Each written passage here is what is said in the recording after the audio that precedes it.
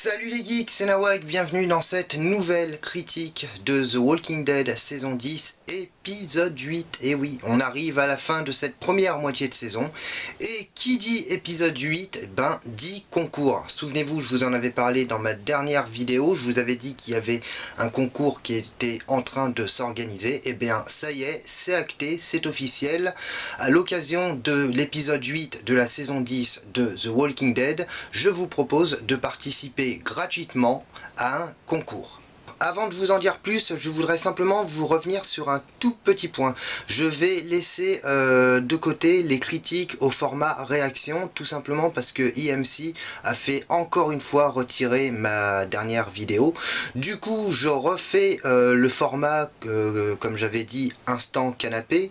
Voilà. En plus, il me semble que ce format avait été apprécié par pas mal d'entre vous. Du coup, nouveau format, instant canapé, avec une petite nouveauté toutefois, c'est que ma critique se fera sous forme de questions-réponses. Donc n'hésitez pas à me dire dans les commentaires ce que vous pensez de ce format-là, n'hésitez pas à me dire dans les commentaires si le format questions-réponses pour la critique vous convient, et éventuellement pour les prochaines critiques j'adapterai en fonction de vos souhaits. Alors en ce qui concerne le concours, donc je voudrais simplement vous dire que c'est un concours qui est organisé en partenariat avec la boutique Univers Geek à Clermont-Ferrand et le groupe Facebook Tout sur The Walking Dead.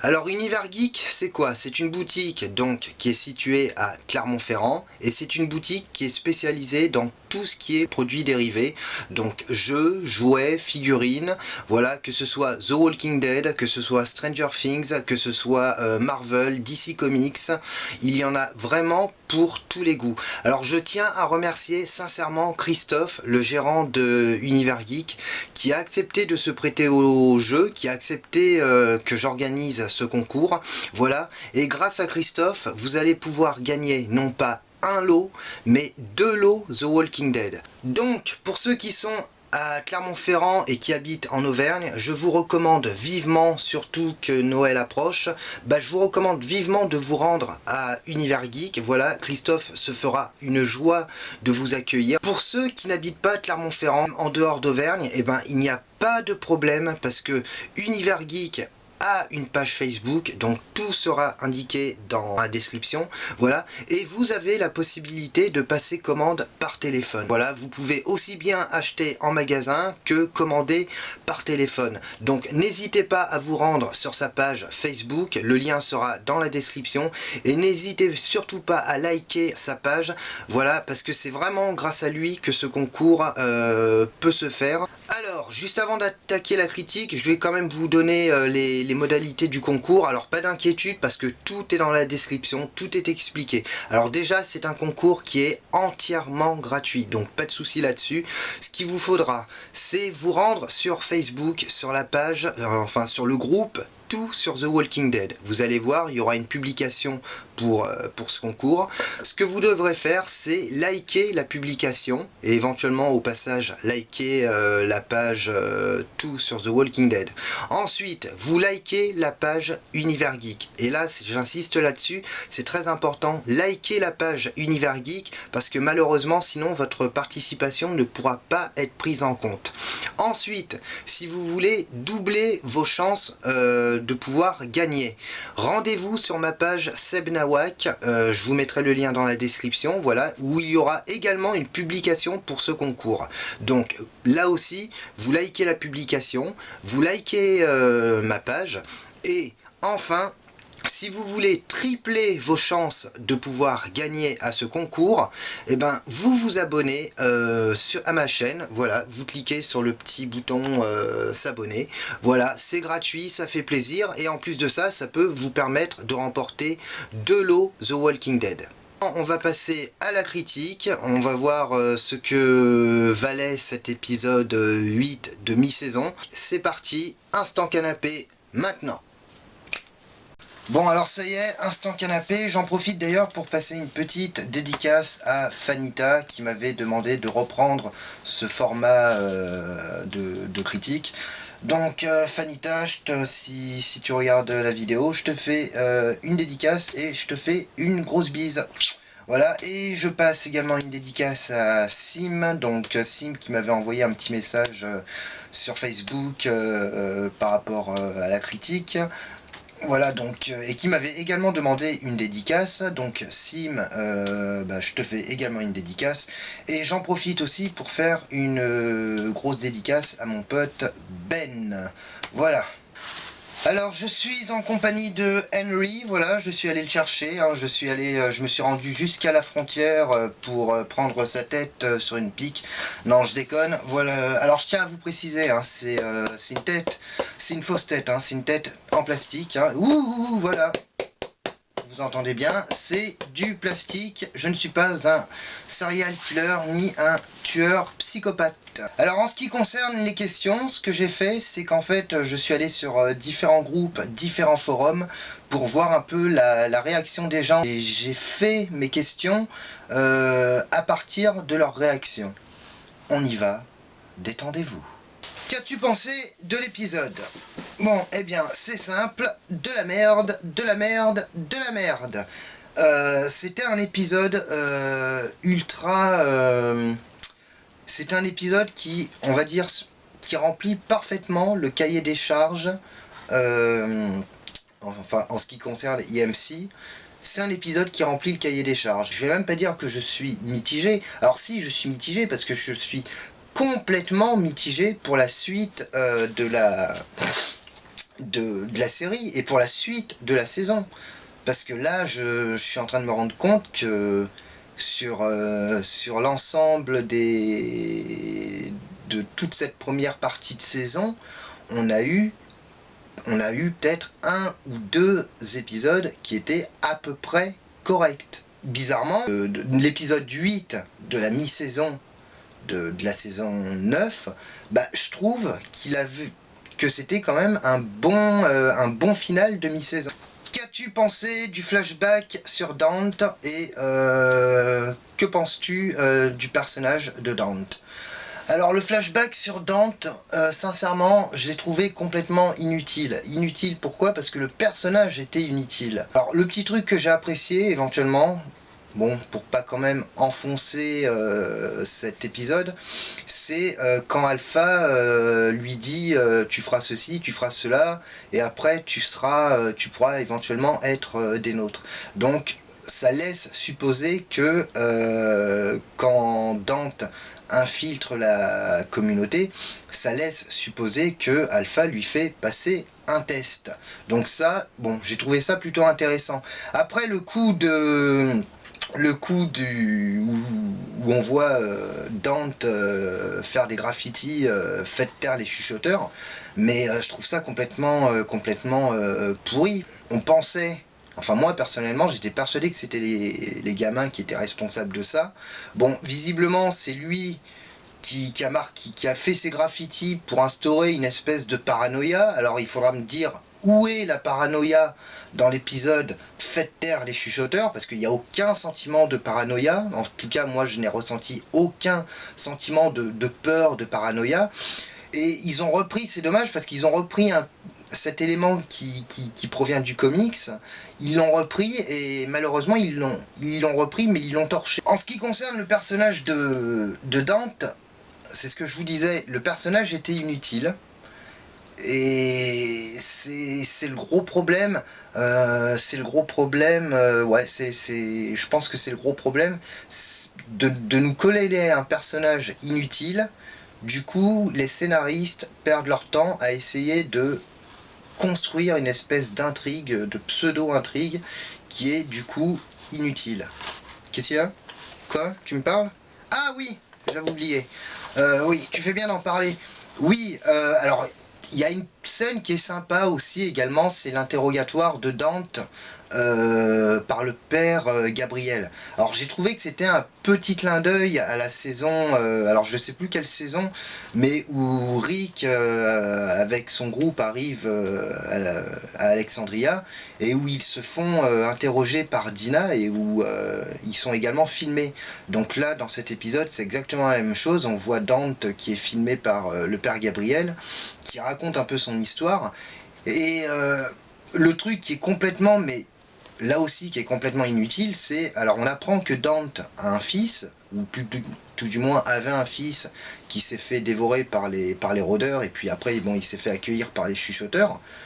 Le problème c'est que, étant donné que le personnage est complètement inconsistant, eh ben, on ne peut pas avoir de compassion pour le personnage, on ne peut pas... Enfin moi personnellement ça m'a fait ni chaud ni froid. Rosita Badass. Alors Rosita Badass, ouais, badass, ouais, plutôt badass. Bon, la scène où elle tue les rôdeurs qui approchent des enceintes d'Alexandria, j'ai trouvé que c'était une scène complètement inutile. Alors c'est une scène inutile parce qu'en fait c'est une scène prétexte, c'est une scène fonction. Et c'est pour ça que les scènes prétexte et les scènes fonction sont à mon sens inutiles. C'est juste un prétexte pour la conversation qu'il y a entre Rosita et Eugène. Quelle scène as-tu aimé ? Alors, quelle scène j'ai aimé ? Alors, il y a pas mal de scènes malgré tout que j'ai aimé. J'ai beaucoup aimé la scène avec Aaron et Gracie. Voilà, c'était une scène, donc déjà ça nous permet de voir que Gracie a quand même a bien grandi. Voilà, donc Aaron a bien rempli son rôle de père adoptif. Et j'ai bien aimé quand Aaron parle à Gracie et qu'il lui raconte qu'il était l'un des tout premiers à Alexandria. Voilà. Qu'est-ce qu'il y a ? Quoi ? Tu dis quoi ? Ah oui, j'avais oublié. Oui, tu fais bien de m'en parler. J'ai bien aimé la scène aussi avec... alors il y a deux autres scènes que j'ai bien aimées. C'est la scène avec Judith, quand Judith est avec Michonne et Luc. Et Luc qui demande à Judith ce qu'elle fait, et elle lui dit « Je suis en train de raconter notre histoire ». Alors, je me dis indirectement que c'est un petit clin d'œil aux comics, et notamment au dernier tome, où Carl raconte, donc Carl qui a vieilli, et qui raconte à sa fille l'histoire de son père. Donc je me dis, est-ce qu'ils sont en train de se diriger sur ce chemin-là par l'intermédiaire de Judith ? Bien que pour moi Judith ne soit pas le personnage le plus approprié pour reprendre cette espèce d'héritage, je pense qu'il est encore trop tôt. Je pense que c'est trop tôt par rapport à Judith. Et même je pense que c'est pas vraiment... je suis un peu mitigé en fait. Est-ce que c'est son rôle de conter l'histoire d'Alexandria ? Je sais pas. C'est vrai que par moments Judith, alors elle est chou, hein, elle est vraiment choupinette comme gamine, mais parfois elle est trop mature pour son âge. Donc c'est encore une fois ça dépend de. Je pense qu'il va falloir attendre. Voilà ce qu'ils vont faire du personnage. Bon après peut-être que c'était juste un clin d'œil comme ça aux comics et qu'ils vont pas encore développer, qu'ils vont pas aller plus loin.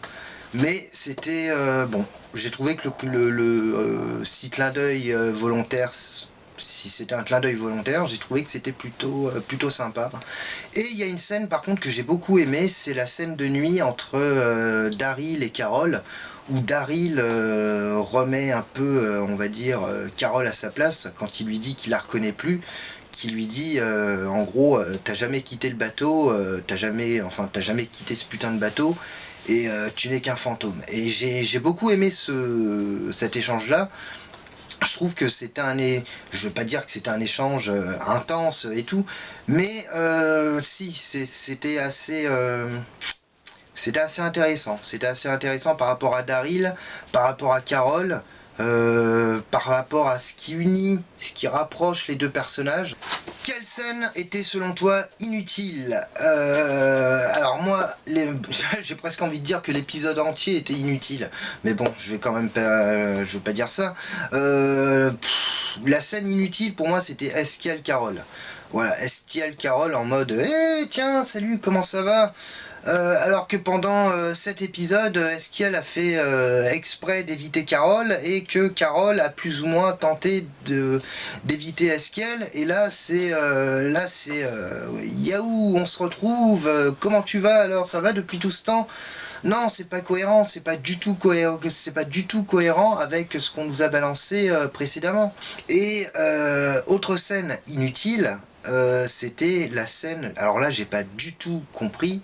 C'est la scène quand Gabi tue Dante. Et en plus, alors moi, il y a un truc qui m'a quand même vachement gêné. Alors déjà, le pétage de plomb de Gabriel qui tue Dante, mais d'une manière complètement ridicule. J'ai même pas compris, j'ai pas compris pourquoi il pète une vrille comme ça. Mais il y a quand même un truc avec, pour revenir sur Dante, qui m'a un peu intrigué, c'est que l'épisode précédent, quand Carole capture un chuchoteur, le chuchoteur refuse vraiment de coopérer. Voilà, tout est montré pour nous faire comprendre que les chuchoteurs vouent une espèce de culte à Alpha et qu'en gros, ils préfèrent mourir plutôt que de trahir Alpha. Et là, Dante, c'est le mec qui parle comme un perroquet. Le mec qui raconte toute sa vie. C'est un peu problématique. C'est un peu parce que ça ne correspond pas du tout à ce qui était annoncé, à ce qui nous avait été présenté des chuchoteurs. Que penses-tu de Virgile? Eh ben Virgile, voilà, le gros problème de Virgile, c'est l'exemple type du personnage, on va dire, du personnage qui agit par fonction. Donc on nous balance un nouveau personnage, voilà, dont on a très peu d'informations. Et Virgile, si vous regardez bien l'épisode, Virgile ne sert qu'à une chose, c'est à justifier le départ de Michonne. Voilà, il n'a que cette fonction-là. Donc du coup, c'est dommage parce que je me dis que le personnage aurait pu être intéressant, parce que c'est toujours intéressant d'avoir un nouveau personnage dans The Walking Dead. C'est toujours intéressant. Après, tout dépend de comment le personnage est traité. Et en plus, alors comme je vous disais, c'est le personnage qui justifie le départ de Michonne, mais en plus de ça, c'est le personnage qui justifie la présence d'Oceanside. Parce qu'Oceanside, personnellement, je les avais complètement oublié. C'est vrai que j'avais complètement, je m'étais dit, ah, mais j'y pensais même plus. Et là, quand on apprend que Virgile apparemment a volé un bateau à la communauté d'Oceanside, bah en fait, ils se servent de Virgile, les scénaristes se sont servis de Virgile en mode, bah tiens, ça fait longtemps qu'on n'a pas parlé de Oceanside, donc on va faire un nouveau personnage, il s'appelle Virgile, et grâce à lui, bah on pourra reprendre contact avec Oceanside. Voilà, on pourra de nouveau mettre Oceanside en avant. Ça m'a gonflé, parce qu'on a quand même le personnage de Michonne. Alors Michonne, qui est quand même quelqu'un d'assez... Michonne, c'est une femme qui est assez méfiante. Voilà, et là, Virgile arrive. Alors au début, elle est parano. Elle lui dit, voilà, t'es qui, d'où tu viens et tout. Et puis, 30 secondes après, renversement, ils sont au coin du feu, ils sont en train de taper la discute, et là on a un renversement mais complètement délirant, et Michonne décide de faire confiance à Virgile, voilà, en l'espace de quelques heures. Donc ça démontre encore une fois cette écriture scénaristique précipitée. Que penses-tu du départ de Michonne? Le départ de Michonne, eh ben j'espère que ce n'était pas son départ définitif. Michonne qui au début est complètement méfiante envers Virgile. Voilà, petite discussion au coin du feu. Elle fait confiance à Virgile. Voilà, le mec lui dit qu'il a tout un stock d'armes. Et puis, tout d'un coup, elle décide comme ça, sur un coup de tête, elle dit bah tiens, je vais me barrer, puis je vais aller récupérer les armes pour éliminer la horde. Et puis, alors en plus, alors elle s'adresse à Judith, voilà, mais aucune mention de RJ. Je trouve ça quand même un peu bizarre. Et en plus, alors il y a un truc, je sais pas si vous avez remarqué, quand on a eu le trailer en juillet, le trailer de cette saison 10, à la fin du trailer, on avait un plan où on voyait Michonne avec la batte de Negan, Lucille. Et là, on n'a jamais eu cette scène. Et pourtant, le trailer qu'on nous balance généralement en juillet, généralement c'est un trailer qui couvre la première moitié de saison. Voilà. Et là, ce plan-là, on l'a pas vu. Donc, est-ce que c'était un plan, entre guillemets, marketing? Bon, est-ce que c'est un plan qu'ils vont nous balancer? Est-ce que c'est un truc qu'ils vont nous balancer après? Est-ce qu'on va revoir Michonne après? Parce que comme je vous dis, là, son départ, si c'est ça, son départ, mais c'est juste merdique. Voilà. Donc non, le départ de Michonne, pour moi, il était non, c'est désastreux quoi. Gamma est-elle une traître? Eh ben non, je ne pense pas que Gamma soit une traître, puisqu'on les voit se ramener. Donc Aaron qui dit, qui arrive à obtenir, enfin non, qui n'arrive même pas à obtenir, c'est Gamma qui lui dit, je te dis où est la Horde en échange d'informations sur mon neveu, voilà, et Aaron qui décide d'emmener Daryl et les autres dans l'endroit où est supposé se trouver la Horde. Et bien entendu, quand ils arrivent sur place, ben, la Horde a disparu.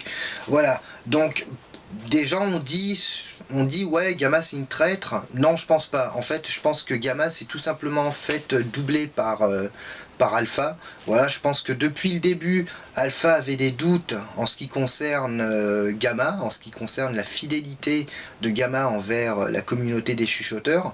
Donc je pense que Alpha a ni plus ni moins doublé Gamma et a déplacé la Horde où on le sait, c'est-à-dire dans la caverne. Mais je ne pense pas du tout que Gamma soit une traître. Non. Et franchement, alors là, si jamais ils nous font ce coup-là, par contre, mais là, je pousse une gueulante. Parce que là, tout est... Ils nous pondent une intrigue où tout laisse à croire que Gamma pourrait changer de camp. Et au dernier moment, les scénaristes qui nous diraient eh ben non, en fait, Gamma, c'est une traître. Voilà. Elle a trahi la communauté. Voilà. Non, non, non, j'espère que ça sera pas ça, parce que là aussi, ça sera. On nous aura vraiment pris pour des pigeons, mais jusqu'au bout. Donc j'espère que Gamma va se retourner contre Alpha et va se ranger du côté de la communauté de Alexandria. Voilà. Question suivante, qu'as-tu pensé de la fin? As-tu aimé la fin? Bon, bah la fin, c'était une fin, avec une espèce de faux suspense à la con, parce que bon, bah évidemment, alors il y a un truc, alors moi, je sais pas si vous avez, alors peut-être que j'ai mal regardé, peut-être que j'ai mal vu et tout, mais dans la grotte, je ne sais pas vous, mais je n'ai pas vu Connie. Donc, où est Connie? Je ne sais pas. Donc voilà, mais en ce qui concerne la fin, non, c'était une fin merdique parce qu'on sait, tous on sait qu'ils vont s'en sortir, on le sait. Alors peut-être qu'il y aura un mort, ça, je sais pas, ça fait partie des théories, mais c'est une fin merdique. Il y a pas de suspense, il y a rien. En conclusion, bon bah c'était un épisode où je suis plus que mitigé, mais je suis vraiment plus que mitigé. On devrait avoir le trailer de la deuxième moitié de saison prochainement, voilà, donc j'espère qu'on va avoir quand même quelques petits trucs à se mettre sous la dent. En attendant, c'est fini pour cette critique. En attendant, je vous rappelle, donc c'est ce que je vous ai dit en début de vidéo, concours The Walking Dead en partenariat avec Univers Geek. Donc le concours sera lancé normalement mardi, donc demain. Et n'hésitez pas à aller sur la page Tout sur The Walking Dead pour prendre connaissance du concours. Et puis si vous voulez doubler vos chances, n'hésitez pas à aller sur ma page Facebook Seb Nawak. Voilà, en attendant, n'hésitez pas à vous abonner, voilà, ça fait super plaisir. Et en plus de ça, accessoirement, ça peut vous permettre indirectement de participer au concours The Walking Dead. Si vous avez des suggestions à me faire en ce qui concerne mes formats critiques, donc notamment les questions-réponses, n'hésitez pas à m'envoyer des MP, alors notamment sur Instagram ou sur Facebook. Voilà, donc pour les prochaines critiques de The Walking Dead, s'il y a des questions éventuellement qui vous tiennent à cœur, vous m'envoyez un MP sur Instagram ou sur Facebook. Voilà, si vous voulez une dédicace, pas de souci, je vous la ferai, c'est gratuit et ça vient du cœur. Donc voilà, et puis vous me dites par exemple pour l'épisode 9, vous m'envoyez un MP, et puis vous me posez une question que vous voulez que je traite en vidéo. Voilà, en tout cas moi je vous retrouve prochainement et puis je vous fais une grosse bise. Et pour ceux qui participent au concours, je vous souhaite bonne chance. Ciao.